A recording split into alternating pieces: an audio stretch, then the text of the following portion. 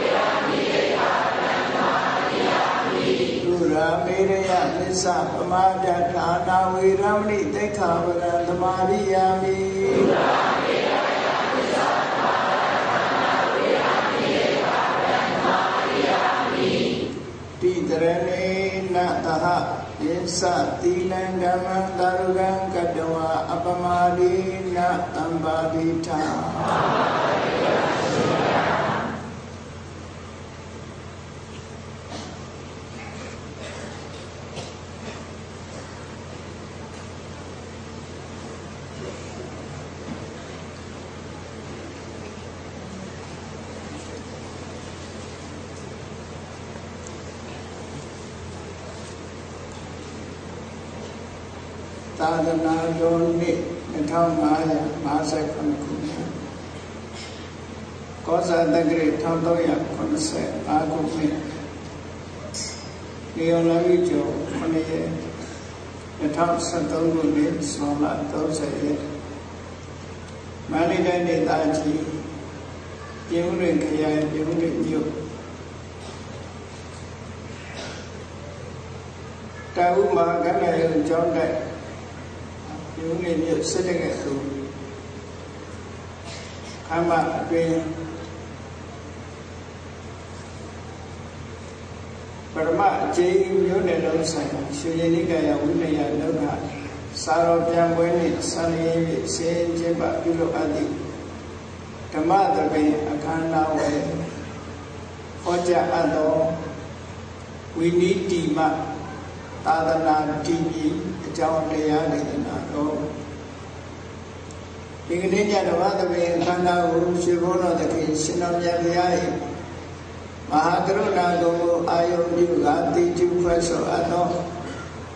ဝန္ဒနာပနာမအာတိတဂါထာကိုရွတ်ဆိုပူဇော်ခြင်းဖြင့်စတင်ကြရအောင်ယောကပဝန္ဒနာပနာမအာတိတဂါထာကိုရွတ်ဆိုပူဇော်ခြင်းဖြင့်စတင်ကြရအောင်ယောကပသောတိဟိပိယပမေယံကာလံကရွန်တောတိဒုက္ခရာတိခေရံကတောလောကဟိတယနာထောနမောမာကာရုဏိကတတတ္တာယောနာထောဝိနိယမြာစွာတတ္တဝါဤချမ်းသာစီးပွားလူလာတောင်းတဂုံပေါင်းခါသည်ဖြင့်နာထအမိများခြင်းရှင်တော်မြတ်ဖရာသည်ကပ္ပကောတိဟိနိဂရေကဘာအရေးအတွက်အသင်္ချာလို့ဖြစ်တော်လဲအဘေမေယံရည်တွင်တိုင်းတာပေါ်ပြခြင်းငါမစွမ်းနိုင်ပါသောကာလလေးအသင်္ချေသိနေတော်အားရှိကြသောကာလပတ်လုံးလောကဣဒယတတလောကဤအကျိုးစီးပွားအလို့ငါအတိဒုက္ခရာနိဥ္စာအသက်ခြင်းနဲ့အင်္ဂါမေတ္တာကြီးမှသမိတာနဲ့တထာဇနေဆွေကြီးဟုចេတိထဝေငါးပဲအစုလုံးခဲရင်တော်ဘုရောကိုကရောတော်ဘုရားဖြစ်ရဲ့ဤတန်ယုတ်ကိုအထုတော်မူရသည်ဖြစ်၍ခေရလက်ချင်းမြတ်လုံးအသက်ဆုံးလည်းနှလုံးစိတ်ဝံဘုရောဤပြမင်းရဲ့တော်ကတောဘဝတဏ္ဍတိခများစွာရောက်တော်မူခဲ့ရစာနေပြီမဟာကာရုဏိကတတ္တဝါများယဝေတံကေတုတနာစိတ်ခေမဟာကရုဏာဆင်းဖြစ်တော်မူသောတတ္တနာတတဝိနည်းများစွာတတ္တဝါဤချမ်းသာစီးပွားလူလာတောင်းတဂုံမောင်ခါသည်ဖြင့်နာထဤညာသူရှင်တော်မြတ်ဗျာနမောယုတိပြောင်းပြောင်းမနိုလျော၏ကရောယုကျူရှိကိုခြင်းသည်အတုဝေဝေနုစင်စိမတိဖြစ်ပါစေတည်း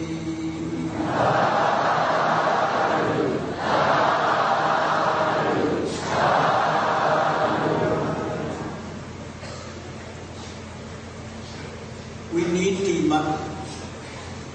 သာသနာတည်မယ်ဆိုတဲ့စကားဘုရားမြတ်စွာဘုရားနိဗ္ဗာန်စံတော်မူကြီးတဲ့နောက်ပိုင်းမှာပထမတန်ခါရဏတင်တဲ့အချိန်စတင်ပြီးတော့ယဟန္တာအရှင်မြတ်ကြီးပြောခဲ့တဲ့စကားတစ်ခုပဲဝိနည်းတိတိသာသနာတိတံဝိနည်းတိမသာသနာတည်တယ်ဘုရားဝတ္တဝင်သူတော်စင်တွေနေတဲ့ဘုရားမြတ်စွာသာသနာတော်ကြီးထင်ရှားရှိနေသမျှကာလပတ်လုံး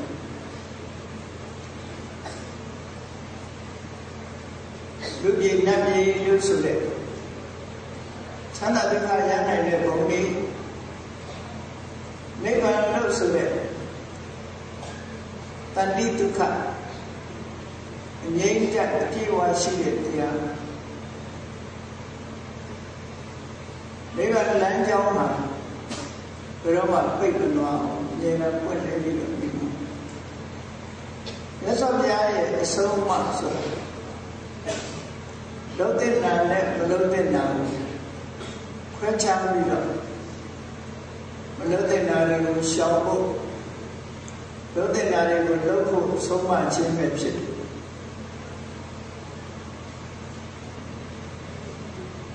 nếu sao vậy sống mà đây lấy là trên tấm nhà này có người đi hàng có như chân là đi nhà này đấyအဲ့လိုကောင်းကျိုးချမ်းသာတွေရဖို့အတွက်ကျင့်သုံးတဲ့ပုဂ္ဂိုလ်တွေရဲ့အဆင့်တန်းအားလျော်စွာရသော်ရတာဟောကြားဆုံးမတော်မူခဲ့တယ်ရသော်ရရဲ့သာသနာဆိုတာဘာကိုခေါ်ရလဲအနိတ္တရထုတ်ပြီးတော့ကြည့်မယ်ဆိုရင်သာသနာဆိုဒီမှာဘုရားရဲ့အဆုံးအမဘုရားရဲ့အဆုံးအမဆိုတာနိဗ္ဗာန်လမ်းကြောင်းနိဗ္ဗာန်သွားရလမ်းကြောင်းနိဗ္ဗာန်သွားတဲ့လမ်းကြောင်းလို့ဆိုတာနိဗ္ဗာန်မရောက်ခင်စာကြောင်းမှာလည်းဆင်းရဲဒုက္ခတွေတတ်တာနဲ့ရတတ်တာပြီးနောက်ဆုံးဆင်းရဲဒုက္ခတွေလုံးဝချုပ်ငြိမ်းတဲ့အဆင့်ကိုရောက်အောင်ညွှန်ကြားဆုံးမတဲ့အဆုံးမအဲ့တော့အဓိကအနိတ္တရအဖြစ်ပြောပါလို့ဆိုရင်သာသနာဆိုတာသီလသမာဓိပညာကိုခေါ်တယ်လို့အကျဉ်းချုပ်အဖြစ်ပြောလို့ရှိရင်ရသော်ပြသီလသမာဓိပညာသာသနာအဲ့ဒီသီလသမာဓိပညာကိုအကျဉ်းချက်ပြောလိုက်လို့ဆိုရင်မဂ္ဂင်၈ပါးမဂ္ဂင်၈ပါးကိုထပ်ပြီးကျင့်ချက်ပြောလိုက်မယ်ဆိုရင်တော့ဘောဓိပက္ခိယတရား39ပါးအဲ့ဒီဘောဓိပက္ခိယတရားဟာဘုရားမြတ်စွာပွင့်ထွန်းလာမှဟောပြောနိုင်တဲ့တရားပဲဒါကြောင့်မို့ဒီကနေ့ခေတ်မှာထင်ရှားရှိနေတဲ့ဘာသာတရားတွေဆိုတဲ့ထဲမှာဘောဓိပက္ခိယတရား39ပါးရှင်းလင်းဖော်ပြထားတဲ့ဘာသာတရားဆိုလို့ရှိရင်မြတ်စွာဘုရားရဲ့အဆုံးအမတစ်ခုပဲရှိတယ်။အဲ့ဒီဘောဓိပက္ခိယ39ပါးလို့ဆိုရင်မြတ်စွာဘုရားရဲ့အဆုံးအမသာသနာလို့နှိမ့်ချုပ်ပြီးလို့ခေါ်။အဲ့ဒီသာသနာတည်တံ့ဖို့အတွက်ဘာအရေးကြီးတယ်လဲအရေးကြီးဆုံးတစ်ခုပြောရမယ်ဆိုရင်we need demand သာသနာတည်တယ်ဝိနည်းဆိုတာမြတ်စွာဘုရားရဲ့အဆုံးအမပဲမြတ်စွာဘုရားရဲ့အဆုံးအမဥပရိသတွေကိုဝိနည်းလို့ခေါ်တယ်။ကာယကံရင်ကြည်အောင်ဆုံးမတယ်ဝစီကံရင်ကြည်အောင်ဆုံးမတယ်ကာယကံဝစီကံလို့ဆိုတဲ့ကိုချစ်တရားကောင်းမွန်မှုကိုအလေးပေးပြီးတော့ဆုံးမတဲ့ဘုရားရဲ့အဆုံးအမတွေကိုဝိနည်းလို့ခေါ်တယ်။အဲဒီဝိနည်းကိုပဲမြန်မာလိုဝိနည်းလို့ခေါ်လိုက်တယ်နော်။အခုဝိနည်းစံမွေးလို့ဆိုတာလောက်တာ။ဘာအတွက်ဝိနည်းစံမွေးလောက်တာလဲဆိုရင်သာသနာတည်ဖို့အတွက်လုပ်တယ်။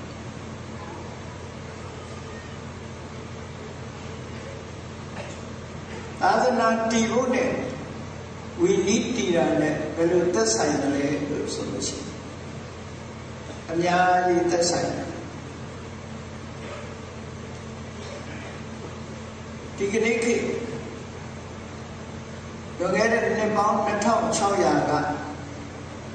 ဘုရားမြတ်စွာရဲ့အဆုံးအမတွေကိုလက်ဆင့်ကမ်းပြီးတော့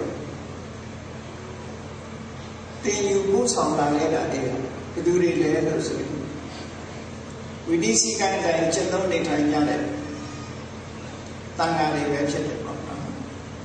အစစ်အစစ်တဲဆောင်လာကြတယ်တဲဆောင်နေဆိုတဲ့အခါမှာဘာနဲ့တဲဆောင်လာလဲလို့မေးမယ်ဆိုလို့ရှိရင်ဆရာတပည့်အဆက်ဆက် ဆရာကသင်ကြားပြီးတော့တပည့်ကိုသင်ကြားပို့ချပြီးတော့ပေးခဲ့တယ်တပည့်ကသူ့ရဲ့တပည့်တွေကိုဆက်လက်ပြီးတော့သင်ကြားပို့ချပေးခဲ့တယ်ဆရာကသင်ပေးတပည့်ကသင်ယူအဲ့လိုနှစ်ဦးနှစ်ဝဟန်ချက်ညီနဲ့ဘုရားမြတ်စွာရဲ့အဆုံးအမဝိနည်းတွေကိုသဲဆောင်လာခဲ့တဲ့နေ့ဟာလဲတဲ့နှစ်ပေါင်းမဟုတ်ဘူးနှစ်ပေါင်း2600ကျော်ပြီပေါ့ဒီလိုသဲဆောင်လာခဲ့တာဟာစာအုပ်ထဲမှာရေးမှတ်ပြီးတော့တဲလာတာမဟုတ်ဘူးနှလုံးသားထဲမှာသိထားပြီးတော့တဲလာတာအကြမ်းဖျင်းအားဖြင့်ပြောမယ်ဆိုလို့ရှိရင်မြတ်စွာဘုရားကထို့မျိုးရဒေသတွေမှာကြွရောက်ရင်တန်ခါးတွေနဲ့ပတ်သက်တဲ့စီကံဥပဒေတွေတော့ချက်အရာသိက္ခာပုဒ်လို့ခေါ်တဲ့ဝိနည်းစီကံတွေကိုကျင့်ကြံတော်မူတယ်တခုမှတ်သားစရာကောင်းတာမြတ်စွာဘုရားကဒီစီကံဥပဒေဆိုတဲ့ဝိနည်းလို့ဆိုတဲ့စီကံဥပဒေကိုကြိုတင်ပြီးတော့ရေးထားတာမရှိဘူးကြိုတင်ပြီးတော့လည်းမပြည့်ညတ်ဘူးအများအားဖြင့်ကြိုတင်ပြည့်ညတ်တာလုံးဝမရှိဘူးတော့မဟုတ်ဘူးဘိက္ခုနီတွေလိုက်နိုင်ရမယ်ဂရုဓမ္မလို့ခေါ်တဲ့စဉ္ညာကြီးရှစ်ချက်ကဘိက္ခုနီသာသနာမပေါ်ခင်မှာပဲကြိုတင်ပြည့်ညတ်ခဲ့တယ်ကျန်တဲ့ဝိနည်းစီကံတွေကမြတ်စွာဘုရားကြိုတင်ပြည့်ညတ်တာမရှိဘူးအကြောင်းကိစ္စပေါ်လာတဲ့အခါ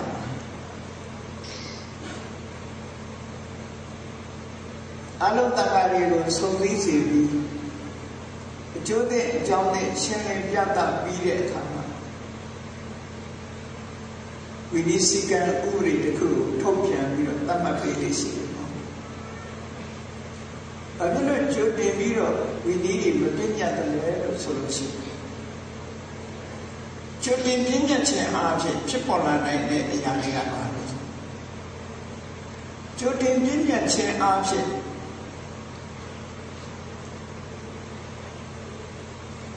ဖြစ်ပေါ်လာမဲ့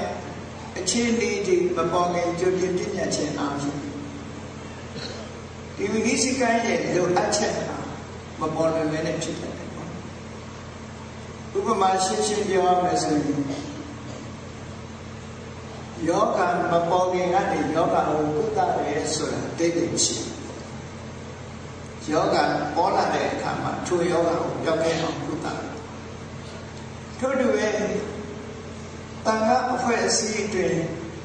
ယတနာမဖြစ်သေးတဲ့မြတ်မြတ်စွာဘုရားဝိနည်းသိက္ခာကိုပြည့်ညတ်မပေးဘူးမဖြစ်ဘဲနဲ့ပြည့်ညတ်ခြင်းအားဖြင့်အပေါ်လုပ်တယ်လို့မြင်ကောင်းမြင်လာတယ်ပေါ့ဒါကြောင့်မြတ်စွာဘုရားကြိုတင်ပြည့်ညတ်တာရှိလို့ကြိုတင်ဥပဒေဆွဲထားခြင်းအားဖြင့်တကယ်လုပ်တဲ့အခါမှာမဖြစ်တာတွေလည်းအများကြီးရှိတယ်မဖြစ်လို့ဥပဒေခဏခဏပြင်ရတာမျိုးပဲဖြစ်တယ်ဒါကြောင့်မြတ်စွာဘုရားရဲ့စီကံဥပဒေလို့ဆိုတဲ့ဝိနည်းဟာပြစ်မှုတစ်ခုပေါ်လာပြီဆိုလို့ရှိရင်ထိုပြစ်မှုကိုကာကွယ်ဖို့နောင်မဖြစ်အောင်စောင့်ရှောက်တဲ့အနေနဲ့မြတ်စွာဘုရားကစီကံချက်တစ်ခုထားအဲ့ဒါလို့ပြည့်ညတ်ခဲ့တာသိက္ခာပုဒ်အဲ့ဒါလို့ပြည့်ညတ်တဲ့အခါမှာမူဆယ်ချက်ရရှိလာနိုင်တဲ့အကျိုးတရား10မျိုးအခြေခံရလာနိုင်တဲ့အကျိုးတရား10မျိုးကိုဥတည်ချက်နဲ့မြတ်စွာဘုရားပြည့်ညတ်ခဲ့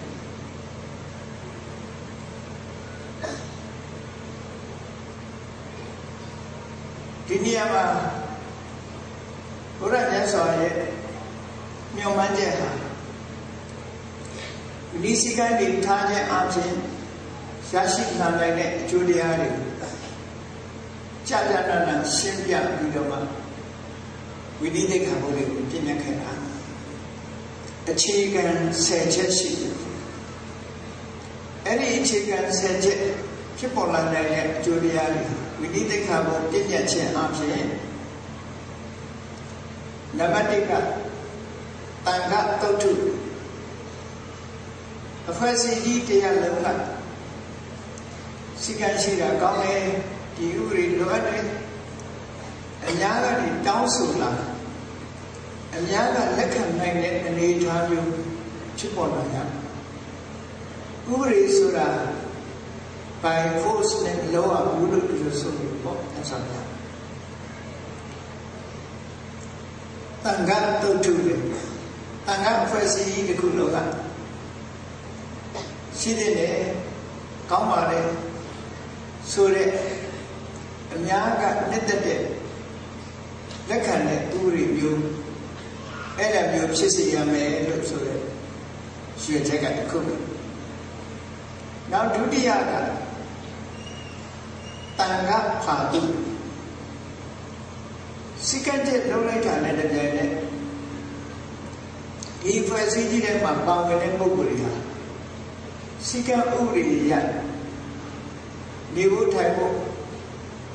ပြောဆိုဆက်ဆံဖို့ကိစ္စတွေမှာပို့ပြီးတော့လွယ်ကူပြီးတော့သွားတယ်စိကံပေါင်းအတွင်းကအလုံးလုံးတဲ့အခါပို့ပြီးတော့လွယ်ကူသွားတယ်ငါကူတယ်ချောမွေ့တယ်အဲ့ဒီအကျိုးရလဒ်ကိုလည်းဖြစ်ပေါ်စေရတယ်တတိယအချက်ကတော့ဒုံမင်ကုဏနေကဟာအဖွဲ့အစည်းတစ်ခုထဲမှာအများစုထဲမှာဒုံမင်ကုလို့ဆိုတဲ့စိကံပြတ်တဲ့ပုဂ္ဂိုလ်မျိုးတွေကလည်းရှိတာတဲ့ကိုအဲ့ဒီစိကံပြတ်တဲ့ပုဂ္ဂိုလ်တွေကိုတော့နှိပ်ကွက်ပြီးသားဖြစ်စေရမယ်ဒီလိုဆိုစိကံပြတ်တဲ့ပုဂ္ဂိုလ်တွေကိုစိကံနဲ့တားဆီးပေးတာအဲ့ဒီတားဆီးမှုဟာရလဒ်တစ်ခုပဲစိကံပြတ်တဲ့ပုဂ္ဂိုလ်တွေကိုတားဆီးပြီးဖြစ်တယ်လို့စတုတ္ထအချက်ဖြစ်ပေါ်လာတယ်ဥပဒေဆိုတာ by force နဲ့လောရဘူးလို့ပြောဆိုလို့ပေါ့အဆမ်းရတန်ခါတုတ်ထုတယ်တန်ခါဖွဲ့စည်းတစ်ခုလုံးကရှိတဲ့နဲ့ကောင်းပါလေဆိုတဲ့အများကနှစ်သက်တဲ့လက်ခံတဲ့ဥပဒေမျိုးအဲ့ဒါမျိုးဖြစ်စေရမယ်လို့ဆိုတဲ့ရွှေချက်ကတစ်ခုနောက်ဒုတိယကတန်ခါဖာတုစိကံချက်လုံးလိုက်တာနဲ့တကယ်နဲ့ဒီဖွဲ့စည်းကြီးထဲမှာပါဝင်တဲ့ပုဂ္ဂိုလ်တွေဟာစိကံဥပဒေရနေဖို့ထိုင်ဖို့ပြောဆိုဆက်ဆံဖို့ကိစ္စတွေမှာပို့ပြီးတော့လွယ်ကူပြီးတော့သွားတယ်စိကံပေါင်းအတွင်းကအလုံးလုံးတဲ့အခါပို့ပြီးတော့လွယ်ကူသွားတယ်ငါကူတယ်ချောမွေ့တယ်အဲ့ဒီအကျိုးရလဒ်ကိုလည်းဖြစ်ပေါ်စေရတယ်တတိယအချက်ကတော့ဒုံမင်ကုဏနေကဟာအဖွဲ့အစည်းတစ်ခုထဲမှာအများစုထဲမှာဒုံမင်ကုလို့ဆိုတဲ့စိကံပြတ်တဲ့ပုဂ္ဂိုလ်မျိုးတွေကလည်းရှိတာတဲ့ကိုအဲ့ဒီစိကံပြတ်တဲ့ပုဂ္ဂိုလ်တွေကိုတော့နှိပ်ကွက်ပြီးသားဖြစ်စေရမယ်ဒီလိုဆိုစိကံပြတ်တဲ့ပုဂ္ဂိုလ်တွေကိုစိကံနဲ့တားဆီးပေးတာအဲ့ဒီတားဆီးမှုဟာရလဒ်တစ်ခုပဲစိကံပြတ်တဲ့ပုဂ္ဂိုလ်တွေကိုတားဆီးပြီးဖြစ်တယ်လို့စတုတ္ထအချက်တည်းပေတလနံဒုက္ခမောဟစိကံကိုမြတ်လို့တယ်ပေတလဆိုဘယ်နေရာမှာပဲဖြစ်ဖြစ်စိတ်နဲ့ကံနဲ့နေတာကောင်းတယ်ဥပဒေတိုင်းလိုက်တာကောင်းတယ်ဥပဒေမချိုးဖောက်ရဥပဒေစိကံနဲ့ညီရမယ်ဥပဒေတိုင်းလိုက်တာဆောင်ရွက်ရမယ်လို့ဥပဒေစိကံကိုချစ်မြတ်လို့တဲ့ပုဂ္ဂိုလ်တွေကိုပေတလလို့ခေါ်တယ်အဲ့ဒီပေတလဆိုတဲ့စိကံရှိတာကိုကြိုက်တဲ့လူတော်လူကောင်းတွေနဲ့သူတို့ကိုလည်းအားပေးပြီးသားဖြစ်သွားတယ်ဥပဒေပြညာလိုက်တဲ့ဖြစ်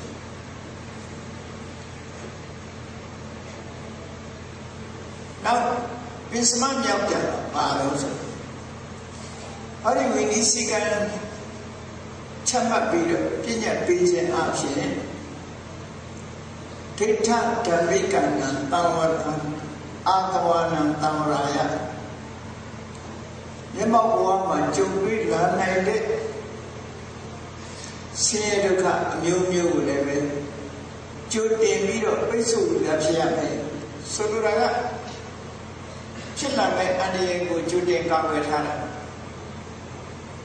ဥပဒေဆိုဒီမှာတစုံတစ်ခုဖြစ်လာမယ်ဆိုမဖြစ်ခင်ကတားတာမဖြစ်ရဘူးဒါကအထူးဆန်းမဟုတ်ပါဘူး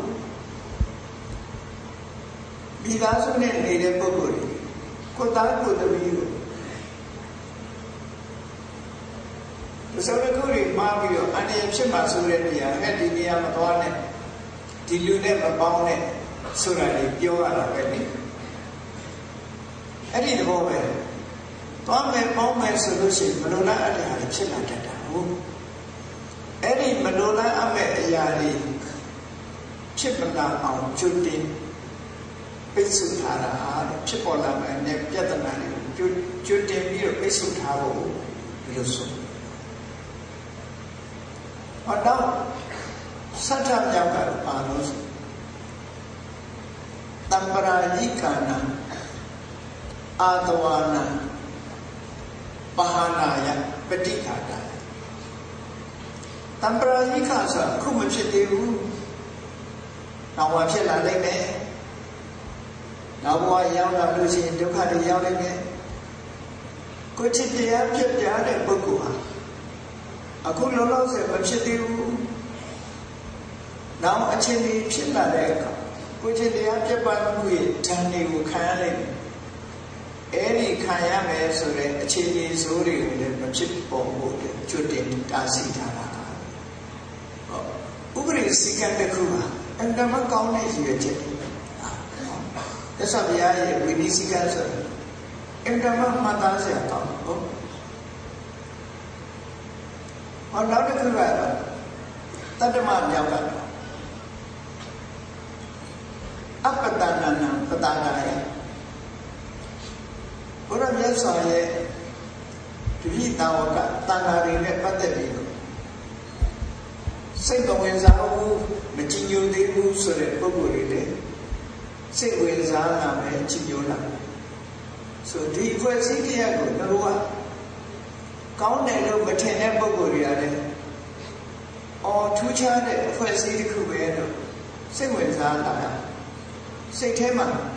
ကြည့်လိုက်ရင်ကြည်နူးသွားဟောဒီဝိနည်းစည်းကမ်းအတိုင်းဒီထိုင်နေရဖြစ်တဲ့စိတ်ကြည်နူးမှုတွေဖြစ်ပေါ်လာစေတယ်အတ္တမမြောက်ကြတော့ပတ္တနာနံသင်ယောပါဝေ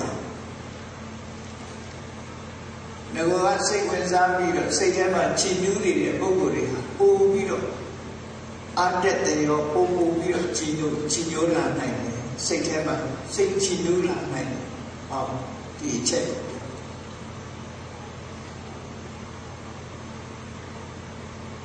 နဝမအချက်ကဘာလဲဝိနည်းဒုက္ခယမြတ်စွာဘုရားကမိမိတဏ္ဍာမှာဒါတွေမဖြစ်စေရဘူးဖယ်ရှားရမယ်မကောင်းတဲ့အစိတ်အတွေ့တွေကိုတဏ္ဍာမှာမဖြစ်စေရဘူးမကောင်းတဲ့သဘာဝတရားတွေကိုတဏ္ဍာကဖယ်ရှားပြရမယ်နှိပ်ကွက်ရမယ်လို့ဆုံးမထားတဲ့အဆုံးအမတွေနဲ့ပတ်သက်လို့လည်းပဲဟောဒီစီကံဥတွေထားခြင်းအဖြစ်အဲ့ဒီဝိနည်းလို့ဆိုတယ်ဆုံးအမတွေထောက်ကူဖြစ်သွားတယ်ရသော်ဘုရားရဲ့ဖယ်ရှားရမယ်ဆိုတဲ့အဆုံးအမတွေထောက်ကူဖြစ်ပြီးသားဖြစ်တယ်နောက်ဆုံးတသမမြောက်ကတော့တတ္တမထိတိယတတ္တမလို့ဆိုတာမကံတဲ့သဘာဝတရားသို့မဟုတ်သူတော်ကောင်းများလိုက်မှကျင့်သုံးတဲ့တရားသို့မဟုတ်မြတ်စွာဘုရားသခင်ကိုရောမြတ်ချမှတ်ထားတဲ့သင်ယူခြင်းကျင့်သုံးခြင်းလက်တွေ့သိမြင်ခြင်းလို့ဆိုတယ်ဒီသာသနာတော်၃ရက်ပရိယပฏิပတ်ပฏิဝေဒလို့ဆိုတယ်ဒီသာသနာတော်၃ရက်လောကအလယ်မှာတည်ထက်နေမှုတွေ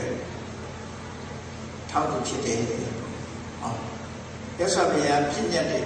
ဝိနည်းသိက္ခာဘုရား အဲ့ဒါလို့အကျိုးပြုဖို့တဲ့မြတ်စွာဘုရားဒီအကျိုး10မျိုးဖြစ်ပေါ်လာနိုင်တဲ့အကျိုးတူ10မျိုးကိုပေါ်ပေါက်လာစေနိုင်တဲ့ဝိနည်းသိက္ခာပုဒ်တွေကိုမြတ်စွာဘုရားကဉာဏ်တန်ခါတော်တွေအတွင်းမှာအချိန်ခါအားလျော်စွာဟောလာတဲ့အပြည့်အနာစာတွေဖယ်ရှားဖို့ရဝိနည်းသိက္ခာပုဒ်တွေကိုပြညတ်လာခဲ့တယ်ဘယ်လောက်ထိအောင်ရှိတော့ဆိုလို့ရှိရင်ဉာဏ်တန်ခါတွေ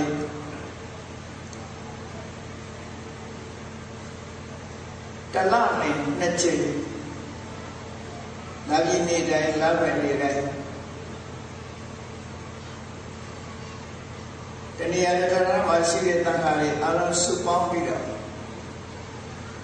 မြတ်စွာဘုရားဟောကြားတဲ့ပါတိမောက္ခလို့ခေါ်တယ်ဒီစိကံဥပဒေတွေကိုရွတ်ဆိုနိုင်ကြလားစဉ်တလနှစ်ချိန်ဒီစိကံဥပဒေတွေကိုရွတ်ဆိုနိုင်ကြအဲ့ဒါကိုဥပုပ်ပြုတယ်လို့ခေါ်တယ်ကိုจิตတရားတော့လေးထားတယ်ဆိုတာအဲ့ဒါလို့လာစဉ်နိုင်ဖို့အတွက်ပြညတ်ထားတဲ့စိကံဥပဒေမှာ229သွဲလို့ဒီလိုပြောတာအဲ့ဒီနေရာမှာအင်္ဂုတ္တရနိကေတုတ်တံဒီယတသိက္ခာပဒတတသိက္ခာပုဒ်150လို့ဘုရားတစ်ထက်မှာဆိုထားတာရှိတယ်သိက္ခာပုဒ်150ခု229ပဲတော့သိက္ခာပုဒ်တွေလို့ဆိုတဲ့နေရာမှာဒီကဏ္ဍနှစ်ခု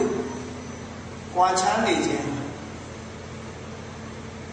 တကယ်တော့ကြည့်မယ်ဆိုလို့ရှိရင်မြတ်စွာဘုရားကကဏ္ဍအနေနဲ့ပေါ်ပြထားတာပါဠိကသိက္ခာပုဒ်က4ခုသံဃာတိသိက္ခာပုဒ်က13ခုအတ္တိယသိက္ခာပုဒ်က2ခုနေတကိယသိက္ခာပုဒ်က30ပါစိတ္တိယသိက္ခာပုဒ်က92ပါတိခေတတိဆိုတာက4ခုကဏ္ဍအနေနဲ့အဲ့ဒါကျင့်သုံးရမယ့်သိက္ခာပုဒ်တွေကိုတွက်ကြည့်လိုက်မယ်ဆိုရင်140ကျော်ရှိတယ်အဲ့ဒါကိုရည်ညွှန်းပြီးတော့ပြောတာလို့ယူမယ်ဆိုလို့ရှိရင်ရဟန်းတော်တွေကျင့်သုံးနေရတဲ့သိက္ခာပုဒ်တွေအခုပြောခဲ့တဲ့အရေးအတွက်နဲ့ပေါ်ပြတာလည်းဆိုအဝိဓမ္မနိစ္စတယ်အဝိဓမ္မနိစ္စတယ်တိခိယတို့ဆိုတာခဏအနေနဲ့ပေါ်ပြထားတာမရှိဘူးအဓိကရဏသမထလို့ဆိုတာလည်းဖြစ်ပေါ်လာတဲ့ပြဿနာကိုရှင်းရှင်းဆုံးဖြတ်နေတာဖြစ်တယ်သိက္ခာပုဒ်မဟုတ်ဘူးလို့ဆိုမယ်ဆိုရင်ဒီ150ကျော်သောသိက္ခာပုဒ်ဘုရားလက်ထက်ကလေးကလာပြီးလာပဲနေဒီမှာတန်ဃာတော်တွေဟာတို့တိုင်ရတဲ့ရဟန်းတော်ဘာကရွတ်ဆိုပြတာကိုကြံတဲ့ရဟန်းတော်တွေကအလေးနဲ့ထားနာယူမှတ်သားပြီးအဲ့ဒီဥပဒေနဲ့ပတ်သက်ပြီးဝိနည်းဥပဒေနဲ့ပတ်သက်ပြီးညီစွန်းနေတာရှိတယ်ဆိုလို့ရှိရင်အဲ့ဒီညီစွန်းနေတဲ့ဥပဒေရတန်ဃာတွေစုပြီးတဲ့အချိန်မှာလုံထုံးလုံပြီးကုစားနည်းအတိုင်းထိုအပြစ်အာဘများကိုနောင်ရှောင်ကျင်ခြင်းဖြစ်ပြောကြဂတိဝန်ခံခြင်းဖြစ်ပြောပြဿနာတစ်ခုကိုဂတိဝန်ခံပြီးတော့နောက်ရှောင်တာဟာအဖြေတစ်ခုပဲအဲ့တော့ဘုန်းကြီးတွေအာဘဖြေတယ်ဆိုတာဟာဒီအပြစ်တွေကလုံးဝခွင့်လွတ်ကျွတ်လွတ်စေလို့ပြောတာမဟုတ်ဘူးသဘောအပြည့်ပြောရဆိုလို့ရှိရင်ပြစ်မှုကျူးလွန်ထားတဲ့ပုဂ္ဂိုလ်တရားမှာဒီပြစ်မှုကျူးလွန်ခြင်းကြောင့်ဖြစ်ပေါ်လာတဲ့အပြစ်ကရှိနေမှာပဲဒါဖြင့်အာဘဖြေခြင်းဖြင့်ဘယ်လိုရလဒ်တွေရှိတယ်လဲဆိုလောကမှာလည်းရှိတယ်လေကိုယ်တခုအမှားလုပ်ပြီလို့ရှိရင်ဟုတ်တယ်ဟောတာလုပ်ပြီးသွားတယ်ဝန်ခံပါနောက်မဖြစ်စေရပါဘူးလို့ဆိုရင်ဟောနှုတ်နှောကြည်အေးသွားတာ ုန်းကြီးတွေအာမဖြစ်တယ်ဆိုတာအဲ့ဒီအထိပ္ပယ်မျိုးပဲနော်ပဋိညာတကရဏလို့ခေါ်နောင်မဖြစ်စေရပါဘူးဆိုရင်ဝန်ခံချက်ဒီချိန်တခါမမရင်းလုံးမိတာလေဟုတ်ပါလေလုံးမိပါနောင်မဖြစ်စေရပါဘူးဆိုတာဟာဒါနဲ့ပတ်သက်ပြီးတော့ပြဿနာနောက်ထပ်မတက်နိုင်အောင်တားဆီးတဲ့သဘောလောက်ဖြစ်တယ်ဒီဖြစ်လုံးဝပြောက်ွယ်သွားတာမဟုတ်ဘူးလို့ပြောလို့ပါတယ်အဲ့ဒါကိုမြတ်စွာဘုရားဟောထားတဲ့သုတ်တန်တစ်ခုနဲ့မှတ်သားမယ်ဆိုရင်လုံတုံးကဖြစ်တဲ့အဖြစ်လုပ်ပြီးတဲ့နောက်မှာတပူပူနဲ့စိုးရိမ်တော့ကရောက်နေတဲ့အဖြစ်လို့ဆိုပြီးတော့နှစ်ခုရှိလုံးဖြစ်တဲ့အဖြစ်ကိုအာရမဇလို့ခေါ်တယ်လုံးဖြစ်တဲ့အဖြစ်ကလုတ်ပြီးတာနဲ့တပြိုင်တည်းဒီအဖြစ်ကဖြစ်သွားပြီအဲ့ဒီအဖြစ်ဖြစ်သွားတဲ့အပေါ်မှာနောက်ကနေပြီးတော့စိတ်ထဲကနေပူပန်နေလို့ရှိဒီအဖြစ်ဟာထပ်တိုးနေတယ်လို့ရှိတယ်စိတ်ဆင်းရဲမှုတွေထပ်တိုးနေအဲ့ဒီထပ်တိုးနေတဲ့ဟိုဝိပိတာရဇလို့ခေါ်တယ်နှလုံးမသားမယားဖြစ်ပြီးတော့နေတယ်အဲ့ဒါလို့ဖြစ်နေရုံနဲ့ဒီအဖြစ်ကရပ်သွားတာမဟုတ်ဘူးဒါကြောင့်ဝိပိတာရဇလို့ဆိုတဲ့နှလုံးမသားမယားဖြစ်နေတဲ့အဖြစ်ကိုရပ်ဆိုင်ဖို့မလုပ်ရဟုတ်ပါလေမဟုတ်တာလုပ်ပြီးပါလေပြစ်ချူးလို့ပြီးပါလေနောက်မဖြစ်စေရပါဘူးဆိုဟောစိတ်နှလုံးအေးချမ်းပါအဲ့ဒါကိုပဲအမှတ်ဖြစ်တယ်လို့ခေါ်တယ်နော်အဲ့ဒီဝိနည်းသိက္ခာဘုဒ္ဓဟာယတနာတော်တွေအတွက်အလွန်အရေးကြီးတယ်လို့ဆိုတာဒါကြောင့်မို့လို့အခုပြုံးနေမျိုးနဲ့မှာရှိကြတဲ့ရွှေကြည်လေးကရတာသံဃာတွေစုပေါင်းပြီးတယ်ဝိနည်းတိမှသာသနာတည်တာဖြစ်လို့သာသနာတည်ဖို့အတွက်ဒီဝိနည်းတရားဘုရားမအရေးကြီးတယ်မျိုးဆက်သစ်ဖြစ်တဲ့ရှင်ငယ်ရဟန်းငယ်လေးတွေရဲ့ရှင်တဲ့နှလုံးထဲကိုဒီဝိနည်းတွေရောက်သွားမှရောက်သွားပြီးတော့လိုက်နာจิตသုံးနိုင်မှမသိလို့ရှိရင်တော့ဘယ်လိုမှจิตသုံးမှာမဟုတ်ဘူးသိထားရင်တော့จิตသုံးတဲ့ပုဂ္ဂိုလ်ဆိုတာပေါ်လာမှာပဲဒါကြောင့်မို့ဝိနည်းတရားတွေသူတို့ရဲ့ရင်ထဲနှလုံးထဲပထမရောက်အောင်ရောက်လာပြီးတော့จิตသုံးလိုက်တာထပ်အောင်လို့ဆိုတဲ့ရည်ရွယ်ချက်နဲ့အခုဝိနည်းစာတပွဲဆိုတာကျင့်ပါမှာဖြစ်တယ်အဲ့တော့အပိကူညီကြတဲ့တရားတော်ဝါတွေအနေနဲ့ဟောတို့တဲ့လုပ်ငန်းရဲ့တို့အပိကူညီတဲ့လုပ်ငန်းသာသနာတော်အတွက်မှာဘလောက်အရေးကြီးတယ်ဆိုတာဒါလည်းသိဖို့လိုတာနော်ရေးကြီးတယ်ဘာဖြစ်လို့ရေးကြီးဖွဲ့စည်းတစ်ခုမှာဥပဒေဟာရေးကြီးဥပဒေရှင်းတန်းနေမှဒီဖွဲ့စည်းတစ်ခုရဲ့တိုးတက်မှုဆိုတာဖြစ်နိုင်တယ်ဥပဒေရှင်းတန်းမှုမရှိရင်ဖွဲ့စည်းတစ်ခုတိုးတက်မှုဆိုတာဖြစ်နိုင်ဘူးဒါကြောင့်အခုဝိနည်းစာပြန်လဲဆိုတာတစ်ဖက်ကပြောမယ်ဆိုလို့ရှိရင်ခရဥပဒေတော်ကိုရွတ်ဆိုတယ်ပွဲဥပဒေကိုမသိဘူးလို့ပြောလို့မရရအောင်လိုက်တာမလိုက်တာကတက္ကတာနံပါတ်1သိဖို့တော့သာသနာ့ဘဝဝင်နေတဲ့ပုဂ္ဂိုလ်တွေရသော်များရဲ့ဥပဒေသိရသိထားမှလိုက်တာခြင်းစိတ်ပေါက်ပြီးတော့လိုက်တာမသိလို့လိုက်မနာဘူးမသိလို့လုပ်မိတာပါလို့ပြောရင်ဥပဒေကခွင့်မလုပ်ဘူးဆိုတာရှိတယ်ဒါကြောင့်ဥပဒေနဲ့ပတ်သက်ပြီးသိအောင်ဝိနည်းစာပြန်လဲဆိုတာဘုရားဥပဒေတော်ကြီးကိုရွတ်ဖတ်တဲ့ပွဲပဲရွတ်ဆိုတဲ့ပွဲပဲလို့ပြောပါတယ်နော်အဲ့ဒါမှအရေးကြီးတယ်သာသနာတည်တဲ့မှုဟောဒီဝိနည်းတွေတည်ရတယ်ကဲသာသနာတည်တယ်လို့ဆိုတဲ့နေရာမြတ်စွာဘုရားရဲ့အဆုံးအမဟာဝိနည်းတွေမဟုတ်ဘူးသုတ်တန်တို့ဗိဓမာတို့သုတ်ဝိနည်းဗိဓမာဆိုတဲ့ပိဋကတ်တော့ဟုတ်အဲ့ဒီသုံးမျိုးရှိတဲ့ထဲမှာဝိနည်းစည်းကမ်းနဲ့အညီဝိနည်းတရားကိုသိမှသာတယ် သာသနာတော်မှာယဟန်တော်ဆိုတာဖြစ်ပေါ်လာတယ်ရှင်သာမဏေဆိုတာလည်းဖြစ်ပေါ်လာတယ်ယဟန်သာမဏေတွေယဟန်တော်တွေသာမဏေတွေသာသနာတော်မှာဆင်ဆက်မပြတ်ဖြစ်နေမှာသာသနာဟာအဆက်မပြတ်ဖြစ်ခုကြည့်လေဘုရားမြတ်စွာဘုရားတော်မူခဲ့တဲ့အိန္ဒိယနိုင်ငံမှာဆိုရင်ဘုရားသာသနာတော်ဟာအိန္ဒိယလူမျိုးတွေကြားထဲမှာဆက်ပြတ်သွားဖြစ်ပါတယ်ဆက်ပြတ်သွားပြီဆက်ပြတ်သွားတဲ့အတွက်ကြောင့်နောက်ထပ်ရှင်ယဟန်ပေါ်လာလို့ဆိုတာမရှိတော့ဘူးရှင်ယဟန်ပေါ်လာမှုမရှိသည့်အတွက်ကြောင့်တခြားဘုရားရဲ့အဆုံးအမတွေဒါကဓမ္မတွေကိုဟောပြောပေးမဲ့ပုဂ္ဂိုလ်မရှိသည့်အတွက်ကြောင့်မြတ်စွာဘုရားရဲ့အဆုံးအမလို့ဆိုတဲ့သုတ္တန်တရားတွေသုတ္တန်တလို့ဆိုတဲ့ဒေသနာတော်တွေလည်းကွယ်သွားတယ်လေးနဲ့တဲ့ရုပ်နဲ့ပတ်သက်ပြီးတော့လေးလေးနဲ့နဲ့ဟောကြားထားတဲ့အဘိဓမ္မာတရားတော်ဆိုတာလည်းကွယ်ပသွားတယ်ယန္တာကမရှိတာကိုအကြောင်းပြုပြီးတော့သုတ္တတလို့ဆိုတဲ့ဒေသနာတွေလည်းကွယ်သွားပြီးအဘိဓမ္မာလို့ဆိုတဲ့ဒေသနာတော်တွေလည်းကွယ်ပြောက်သွားတယ်ဘုရားရဲ့အဆုံးအမဖြစ်တဲ့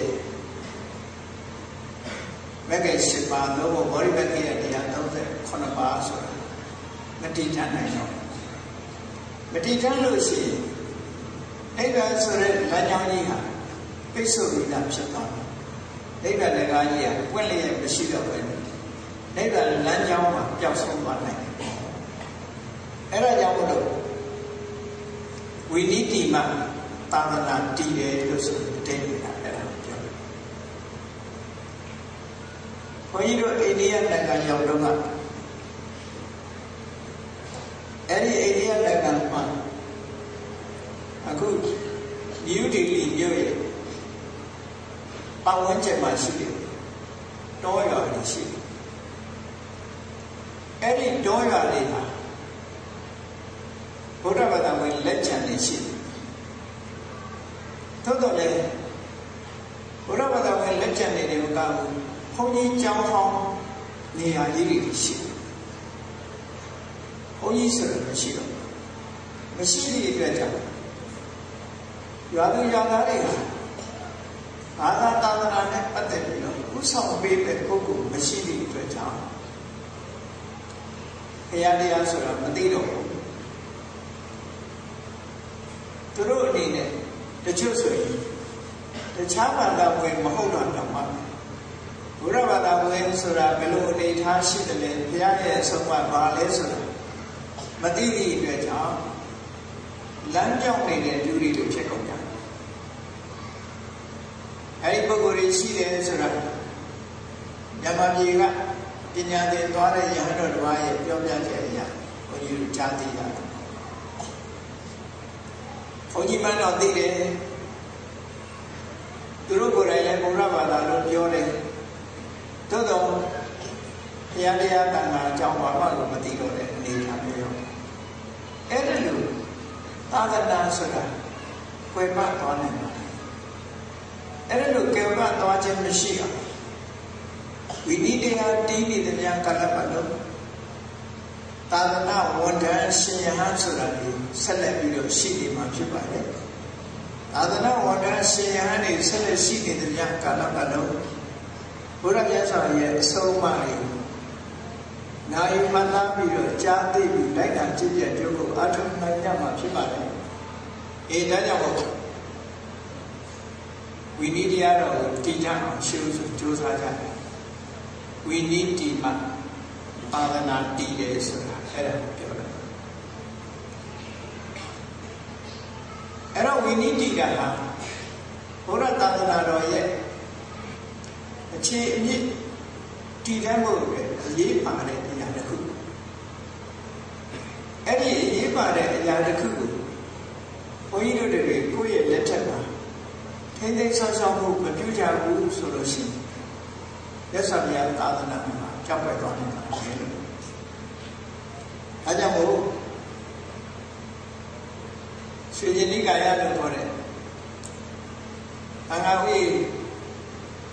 6000ကျော်တနိုင်ငံလုံးမှာ6000ကျော်ရှိတယ်ရွှေရင်နိကာယသံဃာအဖွဲ့အစည်းရွှေရင်နိကာယလို့ဆိုလို့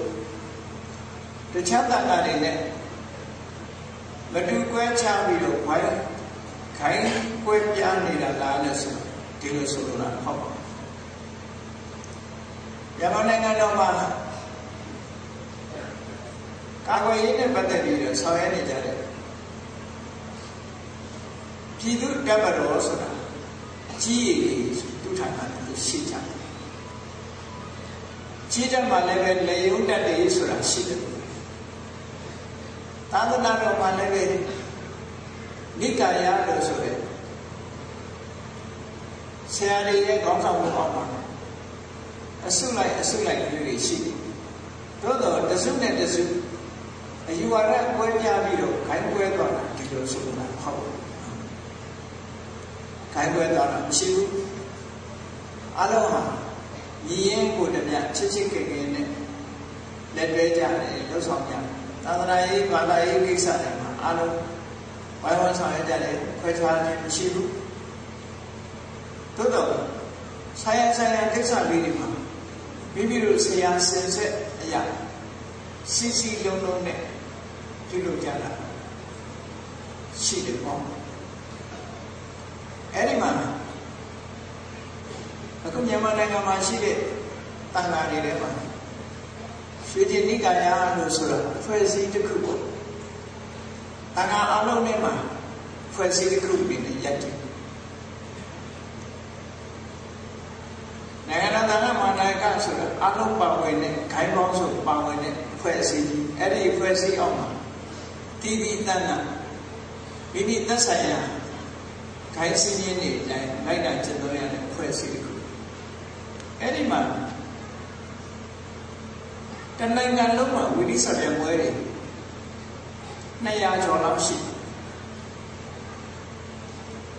မိမိတို့ရဲ့ဒေသတိုင်းဒေသတိုင်းမှာမြို့နယ်လုံးဆိုင်ရာရွှေရင်နိကာယဝိနည်းစာပြန်ပွဲအခုဒီမန္တလေးတိုင်းပြည်ဦးနဲ့ခရိုင်ထဲမှာပါတယ်လို့ထင်တယ်တော့တခြားခရိုင်တွေကပေါ့ဒီနာကမရယာတို့စင်ကူးတို့ဆိုအဲ့ဒီတော့လည်းမရယာစင်ကူး2မြို့နယ်လုံးဆိုင်ရာဝိနည်းစာပြန်ပွဲရှိတာစကိုင်းကိုကြည့်လိုက်မယ်ဆိုရင်စကိုင်းမြို့နယ်မှာလည်းဝိနည်းစာပြန်ပွဲတစ်ခုရှိတယ်။ဟိုကျောင်းဆယ်တို့ဘာလို့ကြည့်လို့ရှိရင်ကျောင်းဆယ်မြို့နယ်လုံးဆိုင်ရာဝိနည်းစာပြန်ပွဲရှိတယ်။အောက်ရန်ကုန်မှာဆိုတာလည်းရှိတယ်မန္တလေးမှာလည်းရှိတယ်ဝိနည်းစာပြန်ပွဲတွေအနေနဲ့ရမှာကျင့်ပါကြတယ်။ဆရာတော်ကြီးများရဲ့အဆုံးအမဩဝါဒကိုနာခံမှတ်သားပြီးတော့မိမိတို့ဒေသမှာတာဝန်ရှိတဲ့ပုဂ္ဂိုလ်များမလုံမနေရဆိုတာမျိုးမဟုတ်ပဲနဲ့လုံးတဲ့အလုပ်တစ်ခုအနေနဲ့လုပ်ကြအားတက်တဲ့ရောလုံးတဲ့သာသနာတော်တည်တံ့ရေးဝိနည်းစာပြန်ပွဲကြီးလုပ်တဲ့ဝိနည်းစာပြန်ပွဲတွေလုံးဝဝိနည်းတရားတော်ဟာလူငယ်တွေရဲ့လက်ထဲမှာနှလုံးသားနဲ့ကိန်းအောင်ပြီးရှင်ကောင်းရဟန်းကောင်းလေးတွေဖြစ်တယ်ရှင်ကောင်းရဟန်းကောင်းဖြစ်မှသာသနာတော်ကိုထိန်းသိမ်းဆောင်ရှောက်နိုင်မှာဖြစ်တယ်ဒီလိုအကျိုးဆက်တွေကိုညှော်ပိုးပြီးတော့အခုလိုဝိနည်းစာပြန်ပွဲလုပ်တယ်ခုပြင်ဦးနယ်မှာတော့ဒါပထမဆုံးအချိန်လုပ်တယ်ခေါ်တယ်အဲကြောင့်မို့ဘုရားမြတ်စွာသာသနာတော်ကိုချီးကျူးမြတ်လို့ကြတယ်တရားဓမ္မတွေအနေနဲ့လည်းဝိနည်းတရားတော်အလောက်အရေးပါတယ်ဆိုတာသိဖို့ဘုန်းကြီးတွေကဟောပြောလို့ဖြစ်ပါတယ်အဲ့ဒီလိုမသိလို့ရှိရင်ဝိနည်းစာပြန်ပွဲလုပ်တယ်ဆိုတာတာမန်စာပြန်ပွဲတစ်ခုလို့စိတ်ထဲမှာအောင်းမိကောင်းအောင်တယ်သာသနာတော်တည်တံ့ဖို့အတွက်အရေးကြီးတယ်တနည်းအားဖြင့်ပြောမယ်ဆိုရင်ဘုရားမြတ်စွာပြည့်ညတ်ခဲ့တဲ့ဘုရားရဲ့ဥပရိတော်ကြီးတွေမပြောင်းမပြည့်လိုက်တာကျင့်သုံးနိုင်ဖို့အတွက်ရှင်ငယ်ရဟန်းငယ်လေးတွေရဲ့နှလုံးသားထဲမှာဟောဒီဝိနည်းတရားတွေတည်အောင်လှ lâu xong biết được quê vì đi sạch nhà mới được thì được khó lắm em đang mà dễ chi đến vì đi theo rồi đi xin thì chiếm xin ta đã đâu bố về nhà để cái mà để bỏ cái lựa trước đây là một xin này vì đi theo rồi thông qua chiếm xin ta đã đâu mà ta là cầu thì hai cầu xin ông thì bỏ trốn lại giá cầu xin ông thì bố về nhà chỉ nhiều sĩ cái nhà đấy thôi giá cầu xin ông thì sống mà bao giờ đi sống mà giá sao thì ai thì giá rồi đi thôi bố cụ đi tham mà chán là cũng giá à cái này hoa thì thu cha đấy khuyên gì thì cũng à biết lâu rồi rồi video cô này à Rawa nó tama đó đâu rồi đấy, em muốn cái sao này mà anh lại xin gì à đấy, nếu sao vậy này xong mà cô này thì quên rồi đấy, cô ta bắt cái gì đó, quên lại giao một cái, ấy điều thì quên bây giờ này cả, chán là quên lấy rồi, nhà ta mà đi xin cái nhà đấy rồi thì quên gì được cũng, chỉ mà đấy quên gì được cũng vậy, còn nói với cô là, ở cái điều này xin cái này này nếu sai ra để tăng ra đi luôn, lúc đấy là để bù rồi để solution này, vì bây giờ lúc đấy để lúc hà, mà nếu cũng mà từ đầu là solution, vì bây giờ hiện nay nó lâu nay mà chưa bỏ lại, xe na số đấy yếu xe đi luôn, bố cụ bảo này này xe về bây giờ khả năng cao cụ lâu nay nhiều gì, giáo xe đi đâu lâu đã nhau mới nghĩ là chưa ra để sửa làm điều chỉ bỏ lại. Tại sao mà tăng ca sửa làm tăng ca không phong gia để thế này, anh nói rằng ông nhắc khích là nó cả ta sửa thảo gì sửa. Sẽ ra chỉ lại bỏ. Đó cả mà cô như đi tăng ca đem chi đầu uống sửa đâu, tăng ca đem chi đầu uống đã đang có một chương trình ví dụ là kiểu đây cả mà đã đang có một chương trình trao ra rồi xe đâu cả qua đi rồi cái thứ mà phải lấy cái nào phải xin đâu xe đâu cả giao đi để bố đi chơi à mẹ quê à mẹ trao ra đi chơi à mẹ quê à mẹ rồi sang đi chơi à mẹ quê à mẹ đi xe nào hết rồi thì là tụi mình thấy khá là sôi nổi, cô chơi đĩa này cũng chích chích này để bố cụ mà, gì ngóng để tụi mình, cô chơi đĩa nó xí để bố cụ để chặt đi không đâu được, gì nhát này để sai, rồi sai điều gì à gì xí được chặt đi không mà bắt sai rồi xí, ông là để mình mà đi lấy về phòng mà có, tí là để tí là để mấy em chịu được chứ mà không cú,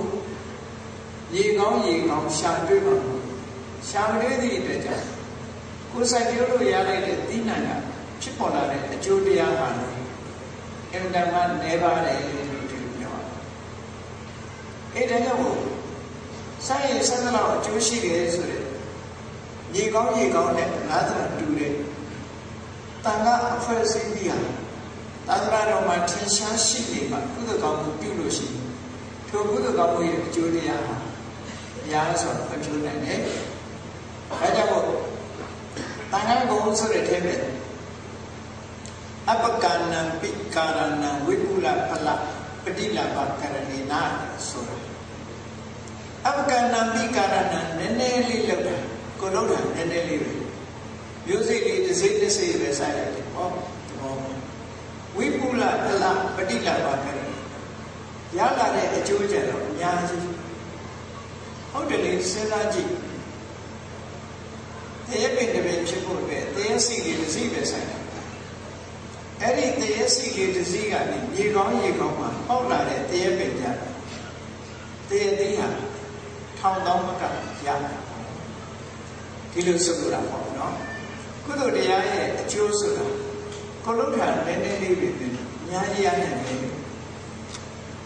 nhìn nhá mà đó đi được sai biểu trả lời chuyện à bên lên tam mà mẫu à tí lên đó là tí mà này mẫu tí là để khám mà đấy mà ông vẫn nhìn tí lý đi chết rồi ấy là điều này châu Á ấy rồi vì lý đi là tí chế áp sĩ ta ngã góng này ta ta mà có trốn làm thôi ta ngã góng này cũng mà tuy là trái này có một gì chưa học ấy là chi mà chế áp sĩ ta ta đâu chỉ nhiều mi cô cho này cả những bạn ấy phụ mà đấy vì lý tí chế áp nhà sống chú chế đấy thì được biết rồi nó ấy là được chú chế đấy cái nào bộ vì lý đi ăn rồi tí xí không alo mọi người bây giờ chú sa ra đấy vì lý đây cả bọn đi nán lại ông tiền trang mua chạp bây giờ đấy tiền trang mua chạp bây giờ vì lý đây cả bọn này chân tốt này ông họ biểu sống mà bây giờ bây giờ đấy ấy là luôn đấy sẽ bây giờ bữa nay bây giờ thì vì tao cả sẽ cái này thì bỏ thon lại thà cái nhất sau giờ sống mà này bắt đầu làm vì bây giờ mình đã suy nghĩ mà lấy về chỉ trái về vì có cái ta bị sẽ ăn vì bao giờ là ta bị thì cuộc sống mà giờ đấy vì nhà ta sẽ ăn đâu bị trả vì vậy thì sống mà ở đó cha bà thằng này sinh ra đây vì vậy sống mà đây đi qua đây cái gì dù nó được ngon đi chết được cái gì của chú chú này để bố đi chết được đang bố trí cái bố đi chết là đã nhau rồi vì lý sao ra này số ra u đi của yếu số cho đẹp chết đấy u đi ta đi nán này rồi u đi đang đi thành chết đông ta vì số đó xí thì phải gì đi đi à cha xí rồi đi chân này này rồi đi lối số ra mà giá trị đối trọng này đi thành nhá này thì là đồng quan để cả giống ta ra cái gì chỉ để bố đi mà chỉ cũng là được rồi nhất sau nhà mua thay để thế này nhất sau nhà là ta na đâu cũng về bố đi bỏ mà tham dự cái sống mà ta na chỉ chắc thứ bỏ mà đi lên được mà cái này là tôi đã nhận chỉ về sự lo xin nhé nhất sau nhà thì chỉ bên ta lý biểu sĩ để cho mà ta lý biểu à Bhikkhu Preta, Bhikkhuni Preta, Upataka Preta, Upatika Preta. Số lúc đấy là miếu ta Yahan đồ đi ạ. Thật sự miếu ta bi Yahan đồ đi, khu đồ tì lá sen là chỉ rồi. Miếu ta bi Bhikkhuni đi thật sự. Miếu ta Upataka thật sự, miếu ta bi Upatika thật sự sự. Buddhist society lúc đó bố ra bà ta phải xây dựng lễ nhà sĩ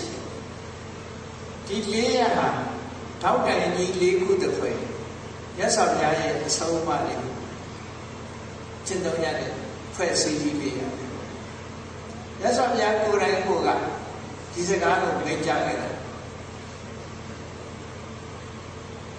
nhớ sau nhà cô cha của nhà này bé mà ta cả phải dám chết là để khả mà để ăn mà để khó biểu mi rồi lưu đi cái tin nhắn giá là mà lưu lá thì ít ra sinh ra cô tí đây để ăn có vào cổ tham cái thứ mà ho vào này nào sau mà nhớ ra chết đến đây gần sai qua được đi lưu lá biết sao để chạy vào nhớ sao nhà mình ra là chắc là nó đang ăn tất nhiên là cái này nên xin sai rồi nhớ sao bây giờ cái lúc mình ra lên là gì nói về cái tàu cái chuyện đấy vô ta Yahan đồ đi vô ta bi Yahan đồ đi vô ta Upataka đi vô ta bi Upataka đi cái mắt này bắt đầu bị rồi cha cha là lý chuyện tiền gia thà là mà chỉ đi đến nhà ngã bơi đi bằng sàn này đã được không? Ấy đi bơi tạt đi vào thì giá nó mà này bắt đầu bị rồi lấy chuyện chiến đấu mu mà chỉ đi đến nhà cả là bạn đâu ngā Pariနိဗ္ဗာန်မစနိုင်ဘူးPariနိဗ္ဗာန်မစသေးဘူးထိုပရိသတ်၄မျိုးလုံးတရားဓမ္မကိုစံကျင်ဘက်တွေဖြစ်ပေါ်လာတဲ့အခါမှာဖြည့်ရှင်းဆုံးဖြတ်နိုင်တဲ့အရေးချင်းတွေမရသေးတဲ့ပြငါပြည့်နေတော့မစားဘူးငါဘုရားရဲ့ဟောကြားထားတဲ့ဓမ္မစရိယဆိုတဲ့မဂ္ဂင်၈ပါးသာသနာတော်ကြီးမထွန်းကားသေးတဲ့ပြငါဘုရားပြည့်နေပါမစားဘူးလို့ဟောတယ်လို့ပြောထားတဲ့စကားထဲမှာ၄မျိုးလုံးကိုဖော်ပြထားတယ်ယဟန်တော်တွေကြီးတွေမဟုတ်ဘူး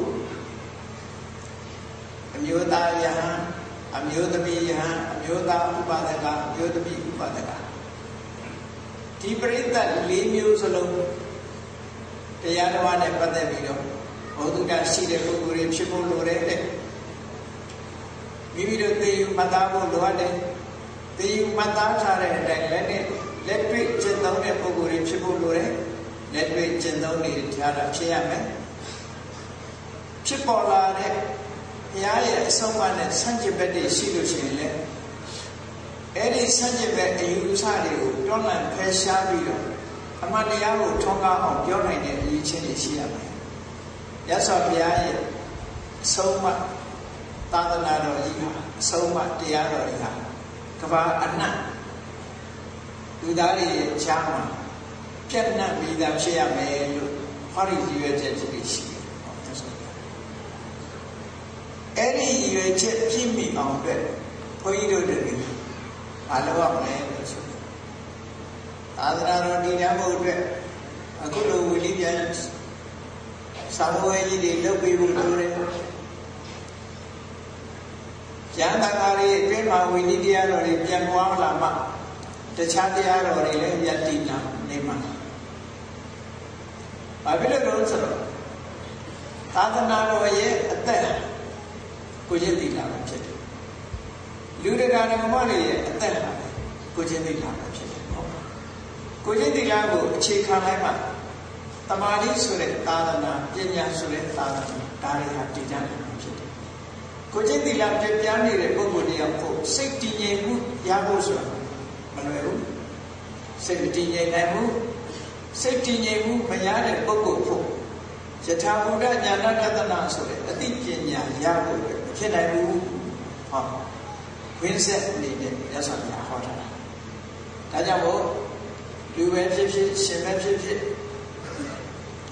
ဝိနည်းလို့ဆိုတဲ့ရသော်ပြရဲ့အဆုံးအမ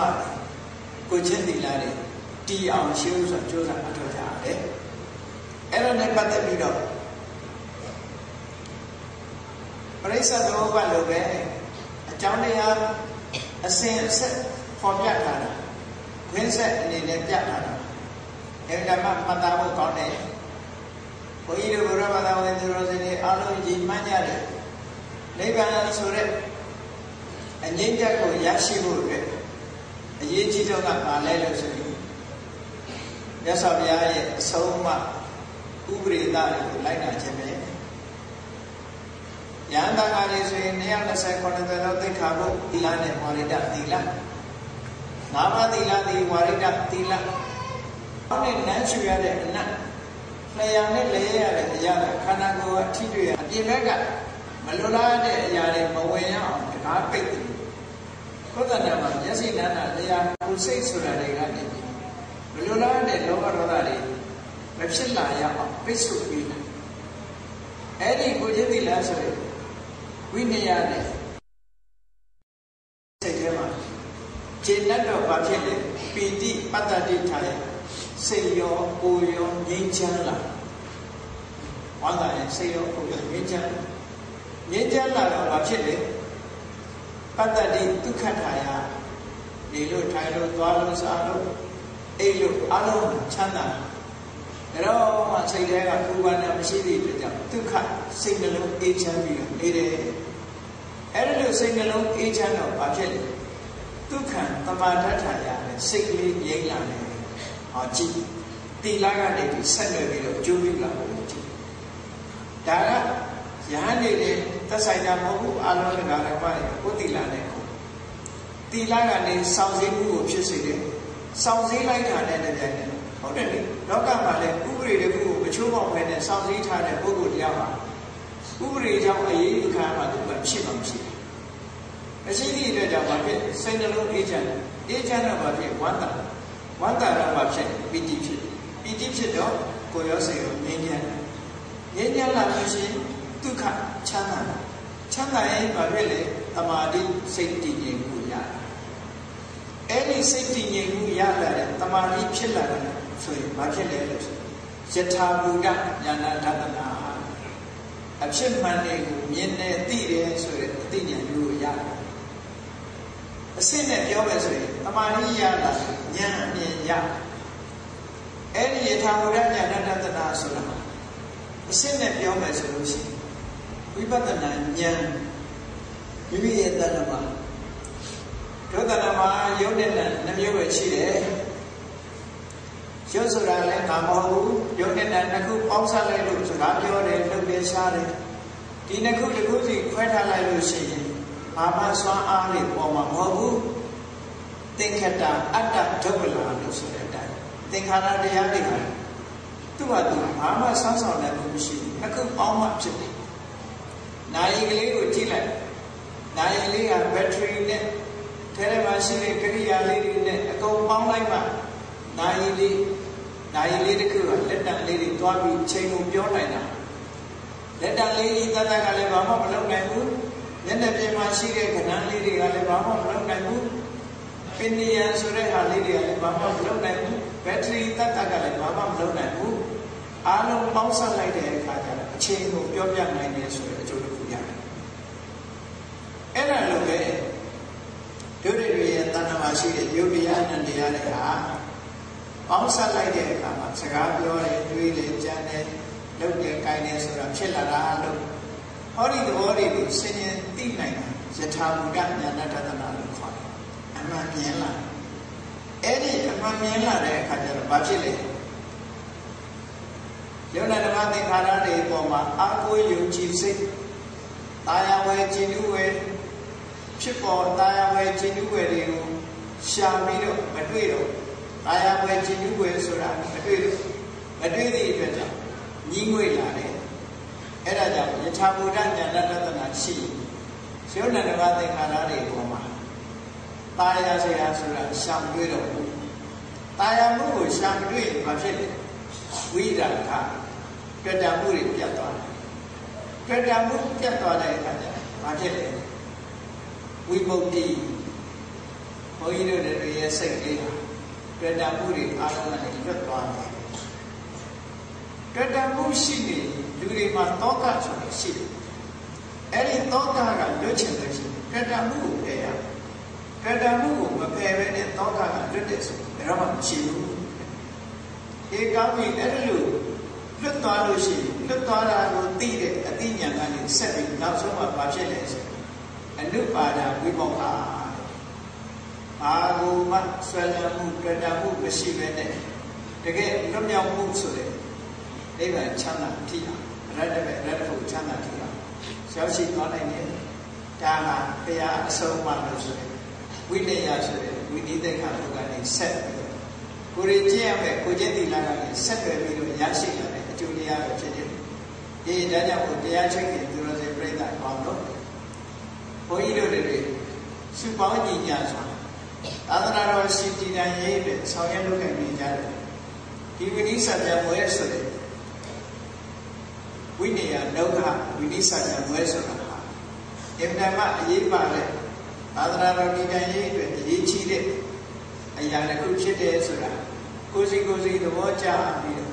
Purabia, so much and gentle and Egyptian Nani. Today, now so Lumyang Muso, we will be Chana, Jashi, and now, and leave the castle, and Yanka Neighbor, Jashi, Nanyama, Chitano, Cozy, the watcher, Lina, gentle, and passing on the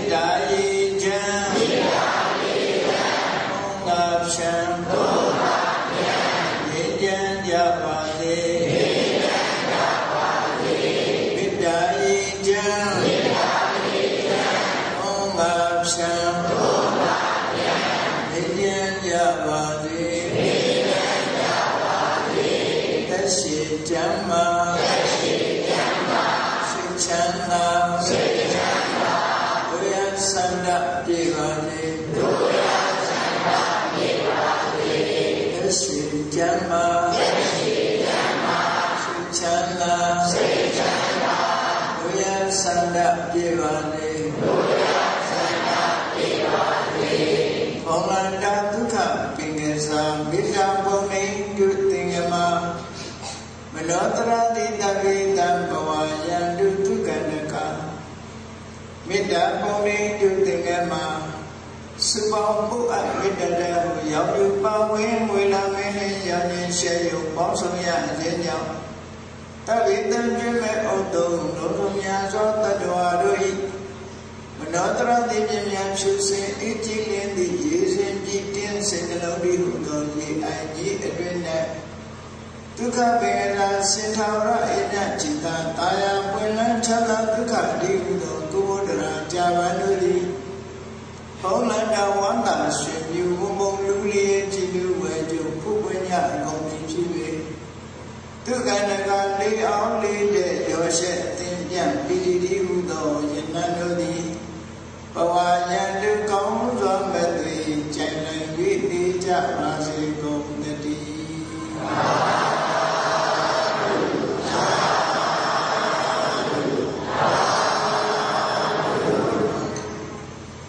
Piadomia, Dama Buza, Second Queen. When you be no Mubaya, Piadomia, you visual Yoda Aparia. Dama Buza, Second, Lugania, Dama Buza, Lumina, Nadana, Diagani, Ujo, Masia, Pia, Goza, Lakabi, Libya, Swatimaka, Aparia.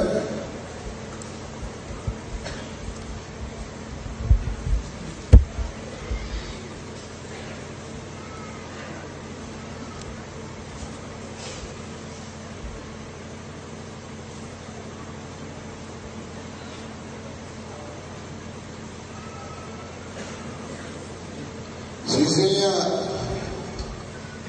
Sidezo Ocho Mutanamu, Dudia Pumuji Latima, Dama, the Veda, Raja, Lucinia, Ludamu, Dama Pusa. Don't think those legal shit on the Naja, Sega, Ludami Maria, Libya, so keeping my Nadu,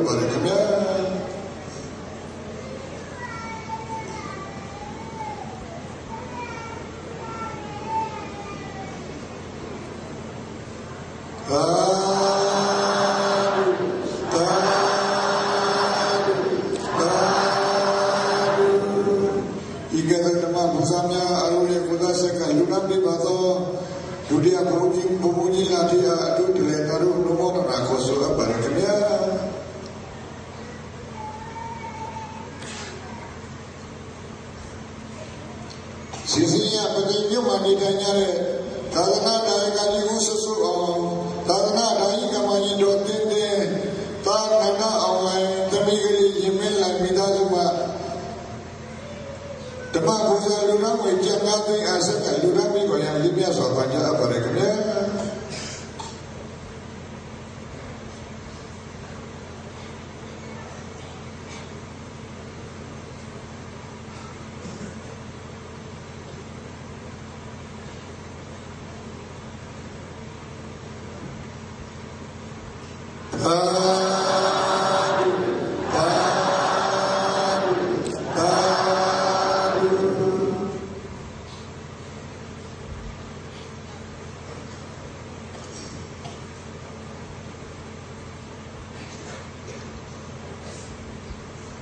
Jesus Shempaki Bibi Peruane, Jesus Shemini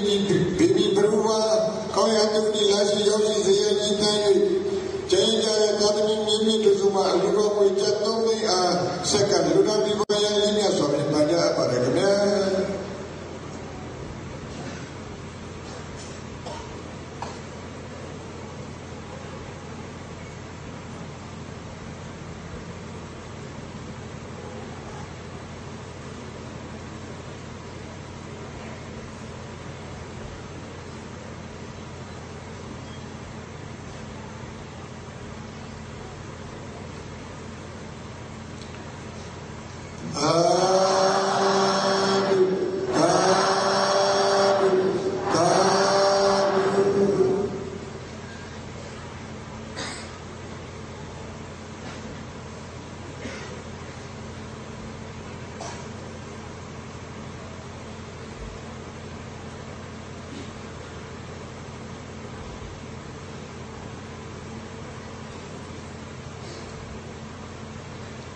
Mani Mani Daniel, Tadana you on Tadana Yamani Dolly, so Vidaduma. The Magusa Luna, which I told the Hatika Dekes and Yoseka Luna, Vivaya, Linas on the big Managabu Kanaja.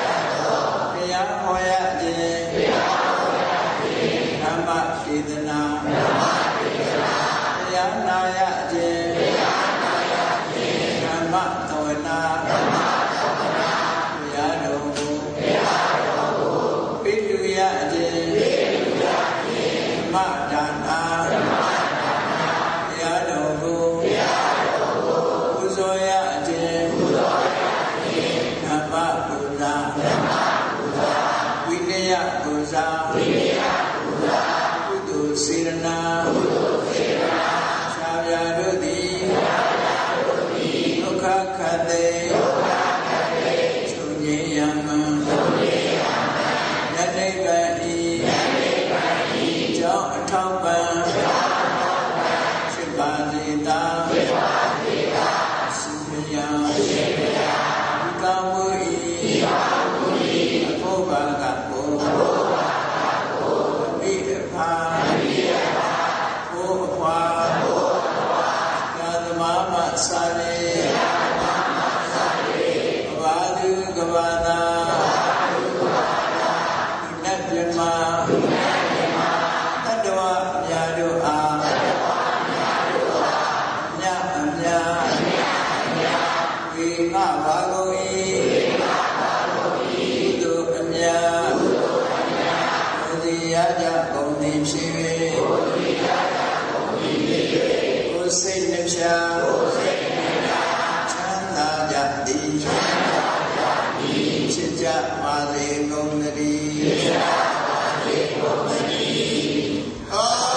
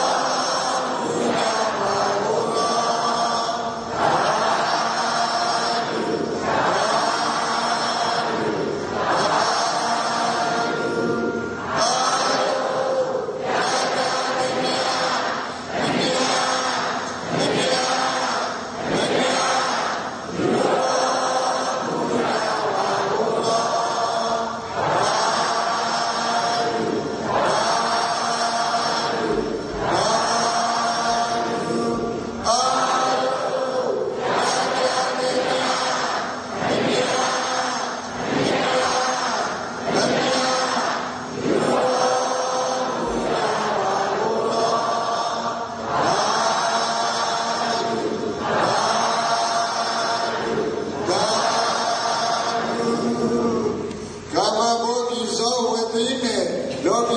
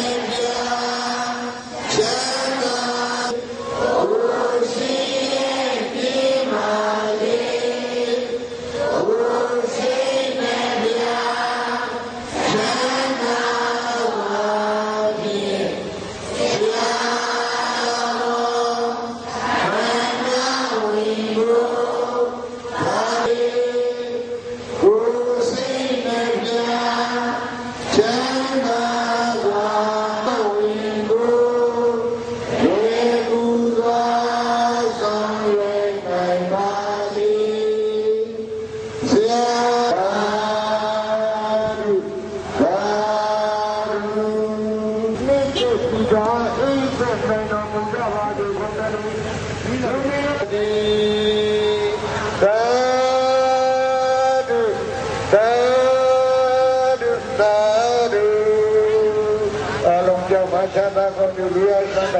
không bỏ lỡ những video hấp dẫn